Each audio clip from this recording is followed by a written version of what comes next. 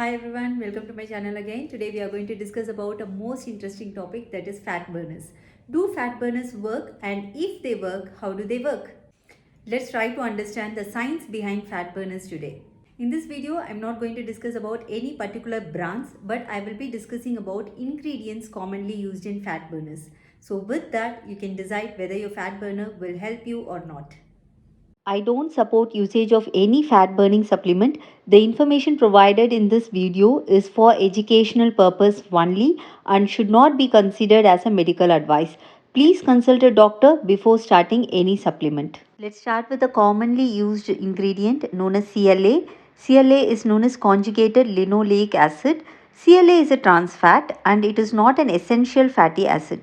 This means our body can naturally produce this. It's not necessary to obtain CLA from diet or a supplement. Let's now discuss about supplementing CLA as a fat burner. Animal studies, CLA is proved to break down fat effectively, and studies done in mice and pigs were promising. The research on humans started, and unfortunately the results aren't convincing. The research concluded that taking CLA in higher doses resulted in just 1.3 kg of weight loss over a period of 6 to 12 months, and this small amount of weight loss can be masked by very little dietary changes. Human body is very complicated and we cannot expect the same changes that appear in animals would appear in humans.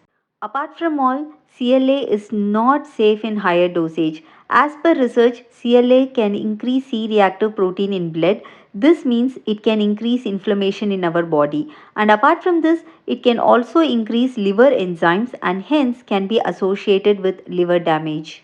Then comes another fancy ingredient known as L-carnitine. L-carnitine is an amino acid. It's not an essential amino acid. This means our body can make this by itself and you need not take it through diet or supplementation. It is synthesized in our body by using lysine and methionine.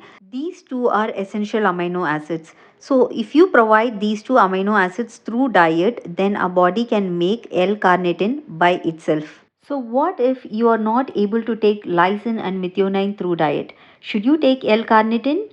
Not at all. It's always wise to take all the essential 9 amino acids through diet rather than thinking of taking L-carnitine supplement which our body can synthesize by itself. Let us now discuss about L-carnitine's role as a fat burner. The role of L-carnitine as a fat burner is backed by its physiological function.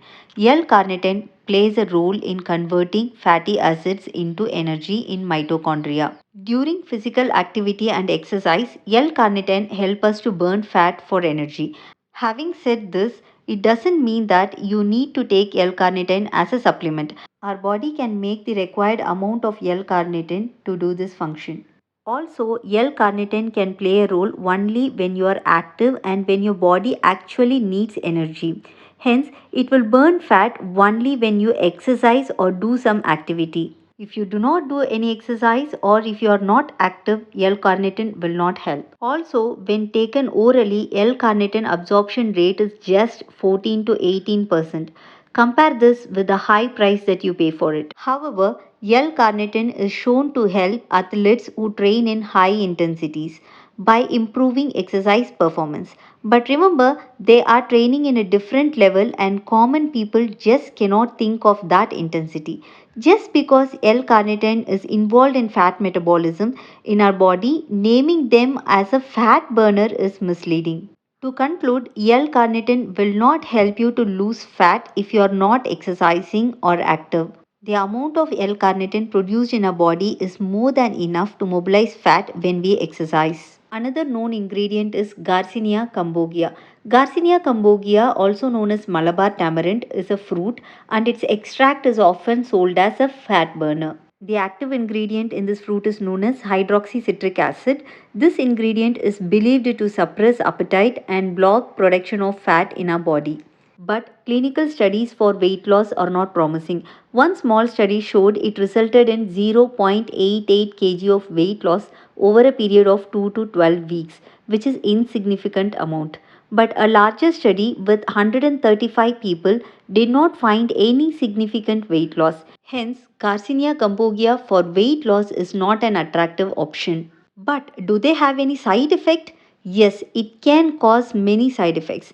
Remember, these supplements are not regulated by FDA or any regulatory body. Hence, manufacturer can add higher dose of active ingredients that can be dangerous. In the year 2017, FDA warned people not to use any product containing Garcinia cambogia for weight loss as it found it to cause serious health problems including liver damage. Now, let's discuss about the substances that may help in fat loss and also analyze their safety considerations. The topmost in this list is ephedra. Ephedra is a plant that has been used in Chinese medicine for thousands of years. The active ingredient in ephedra is ephedrine. This ingredient is known to increase resting metabolic rate and hence aid in weight loss and fat loss. Studies found that ephedrine alone reduces 1.3 pound or approximately half a kg of weight per month. But when combined with caffeine, it resulted in 2.1 pound or approximately 1 kg of weight loss. This looks very attractive, isn't it? Who hates to lose weight by just popping in a supplement? But wait, is ephedrine safe? When an ingredient can promise an effect, it also comes with side effects. Ephedrine is banned by FDA due to serious side effects reported by consumers. Supplements containing ephedrine alkaloids were associated with serious side effects like heart attack, seizure, stroke, and sudden death, and also psychiatric problems. Hence, ephedra is highly dangerous. Now comes in another attractive ingredient, yohimbine. Yohimbine is extracted from bark of yohimbe tree. Yohimbine is a prescription drug for erectile dysfunction in males, but it recently gained popularity for weight loss. A study on 20 obese women concluded that women taking yohimbine lost significantly more weight, that is 3.5 kg, than those taking a placebo, that is 2.2 kg. A study conducted on soccer player also concluded that yohimbine resulted in reduction in body fat by 2.2%. Also, two more studies concluded that yohimbine did not result in fat or weight loss. Hence, the research is not conclusive as of now. Even if we consider the research that showed significant effect on fat loss, again safety considerations do not support use of yohimbine for weight loss. Yohimbine causes various side effects by increasing adrenaline and noradrenaline levels. Few of them to mention are nausea, anxiety, panic attacks, and high blood pressure. It can also cause serious life threatening side effects like heart attack.